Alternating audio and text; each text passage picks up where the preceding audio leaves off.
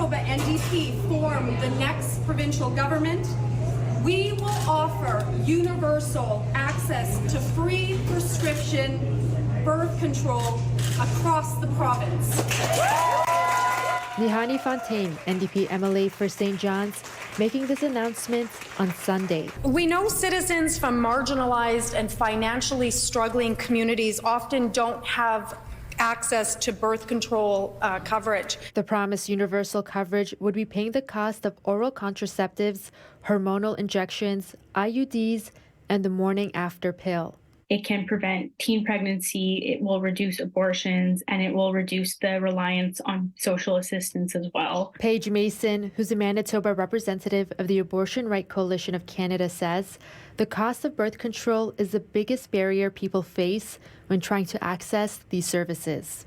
And then pharmacare doesn't cover certain birth controls as well, which also limits people's choice. And sometimes people will simply just choose the cheapest option of birth control, which might not be the best option for them. Mason says birth control can cost hundreds of dollars a year, and having access to birth control can be even more difficult for Manitobans who live in remote areas. And there is currently some programs in place that will subsidize birth control, but these are only in the major urban areas in Winnipeg and Brandon.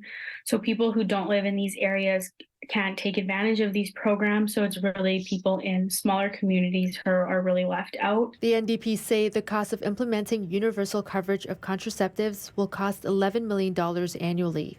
Mason says providing free birth control now can save the government money in the long run. Some people might choose to put groceries than birth control, and that shouldn't be affecting people's choice. In Winnipeg, Swidda Rassy, City News.